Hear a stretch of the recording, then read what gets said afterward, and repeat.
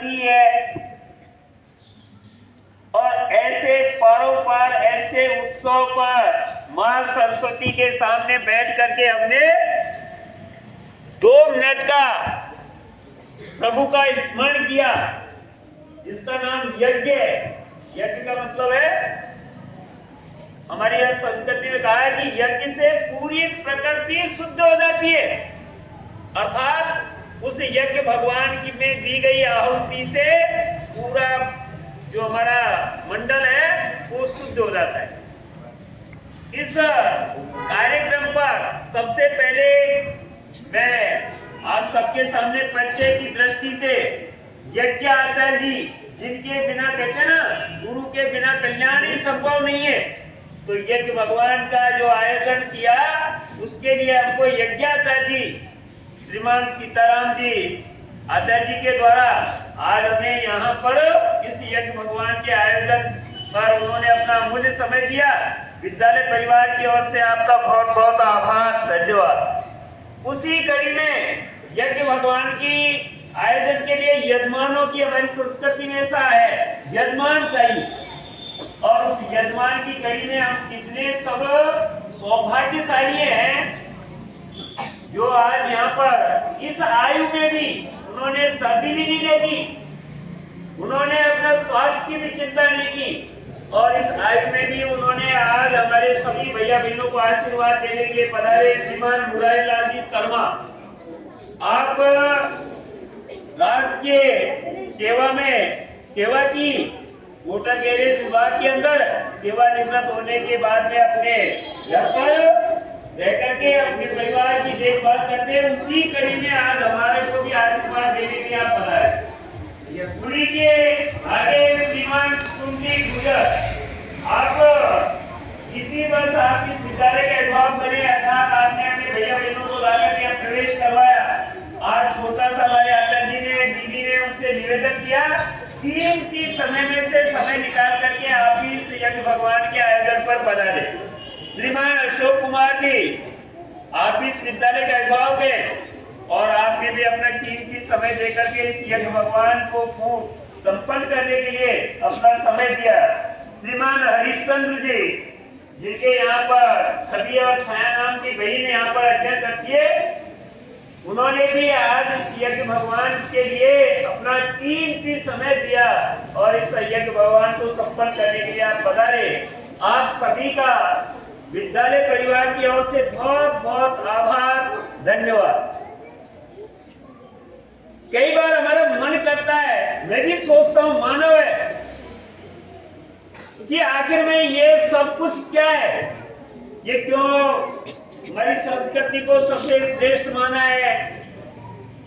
क्योंकि हमारे यहाँ 2 प्रकार की प्रवृत्ति हमेशा चलती है, नेगेटिविटी और पॉजिटिव। तो ऐसे ही आस्तिक और नास्तिक 2 विचारधाराएं भी हैं। एक है जो ईश्वर के प्रति आस्था रखते हैं, दूसरे हैं ये सब ढोंग है, गपासले। तो मेरे पास में अभी मेरे को ध्यान में आया, स्वामी जी का चित्र लगा हुआ था और उन्होंने कहा, उठो जागो तब तक रुको जब तक लक्ष्य की प्राप्ति न हो। इनके जीवन की एक घटना मुझे ध्यान आ गई।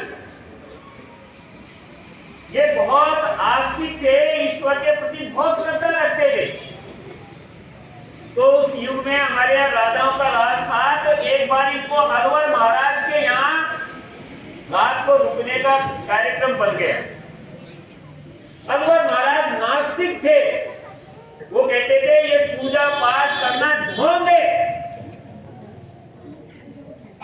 इस प्रकार के विचार उनके मन में थे और उनके घर पर स्वामी जी का रात्रि विश्राम हो गया।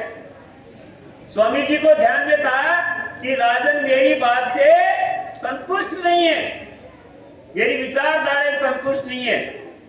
लेकिन हमारे यहाँ कहते हैं बुद्धि बल सबसे बड़ा बल है। तो उन्होंने सोचा कि राजा से यदि मैं अड़ूंगा या राजा से मेरी बात कहूंगा तो राजा मेरी बात को काटेगा। वो जिस कमरे में रुके हुए थे उस कमरे में उस राजा के पिताजी की फोटो लगी हुई थी। प्रातः हुआ, महाराज उठे, उठने के बाद में उन्होंने उस राजा के जो पिताजी की फोटो थी उसको उतार करके नीचे रख दिया।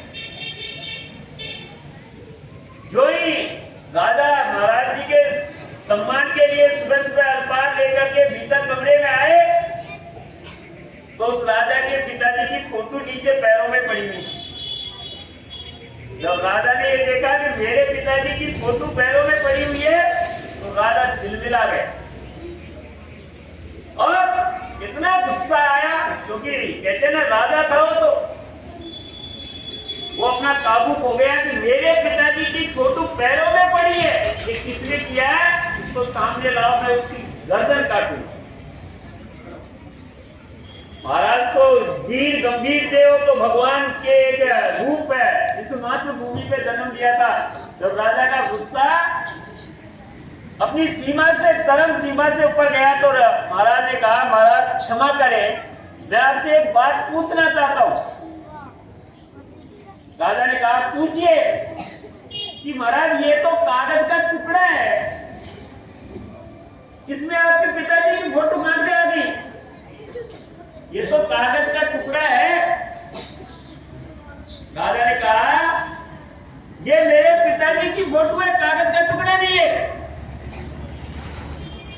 महाराज ने राजन से कहा, प्रभु जब इस कागज में आपके पिताजी की फोटो और आपको इतना कष्ट हो रहा है तो आप रोज अपने राजगद्दी पे बैठ के कहते हो पूजा पाठ ढोंग है, ये भगवान राम कहाँ है, ये कृष्ण कहाँ है? तो फिर क्या वो राम और कृष्ण जिनकी लोग पूजा करते हैं वो क्या ढोंग है क्या? उस राजा का अहंकार, उस राजा का अभिमान चूर हो गया और वो विवेकानंद जी के पैरों में गिर गया कि अब तक मैंने मेरे जीवन में जो गलती की है उसके लिए मुझे आप माफ करिए। और उसी दिन से नरेंद्र से विवेकानंद की जो उपाधि दी वो भी अनवर महाराज ने दी। तो हमारे मन में भी कई बार नेगेटिविटी और पॉजिटिविटी चलती रहती है। हमारे मन में हम खुद को पहचानने से बहुत दूर हो जाते हैं। आज हम देख रहे हैं स्वयं का बोझ खत्म हो गया। स्वयं का मतलब चाहे हमारी संस्कृति होगी, चाहे हमारा पहनावा होगा, चाहे हमारा खान पान होगा, चाहे हमारा रहन सहन होगा, उससे हम दूर भग रहे, कोसों दूर भग रहे। और उसके परिणाम कैसे आ रहे हम सबको पता है कि युवा पीढ़ी कैसी तैयार हो रही है। छोटा सा बालक पिताजी के कहने पर सुसाइड कर लेता है, छोटा सा बालक पिताजी के कहने से गुस्सा खा करके घर से निकल जाता है, क्योंकि आज हमने अपने आप की संस्कृति का बोध नहीं कराया। जब मैं छोटा सा था दादी हरिश्चंद्र की कहानी सुनाया करती थी, दादा मोरध्वज की कहानी सुनाया करती थी, तो हमारे अंदर त्याग, समर्पण, सेवा, तो हमें भी अपना स्वयं, चाहे वो हमारा खान पान होगा, चाहे हमारा रहन सहन होगा, चाहे हमारी बोलचाल होगी। और साथ में आज एक कैडर आ रहा है, लोग दौड़ रहे विदेशों की ओर, उस विदेशी दौड़ में एक कैडर आ रहा है अंग्रेजी माध्यम, जो हमारी मातृभाषा है हिंदी, जिसको हमारी माँ ने हमें सिखाया है। हमारे देश के प्रति, हमारे राष्ट्र के प्रति, हमारी भाषा के प्रति हमारा गौरव, सीना ऊंचा होना चाहिए। उसको खो करके हम कहां भग रहे कि साहब अंग्रेजी माध्यम में पढ़ाना है, और वहां पर क्या पढ़ाया जा रहा है? मैं आपको हकीकत बता रहा हूं। इसी वाल्मीकि नगर का एक अभिभावक था, उसका बालक अंग्रेजी माध्यम में पढ़ता था, तीसरी चौथी कक्षा में पढ़ता था।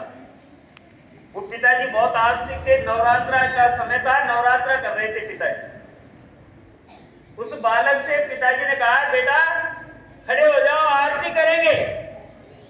उस चौथी कक्षा के बालक ने उस पिताजी से कहा, क्या पिताजी ढोंग करते हो, कहाँ है ये कोई भगवान होते हैं क्या? उस अभिभावक को इतनी बड़ी चोट लगी, ठेस लगी, उसी दिन उसने उस अंग्रेजी माध्यम के विद्यालय में गया और अपने बालक की टीसी कटवा करके लिया। कि आज ये छोटा सा बालक जब मेरे प्रति इस प्रकार के विचार रख रहा है तो आगे जाकर के क्या करेगा? तो उन विद्यालयों के अंदर कैसी शिक्षा दी जाती है, कैसे भाव पैदा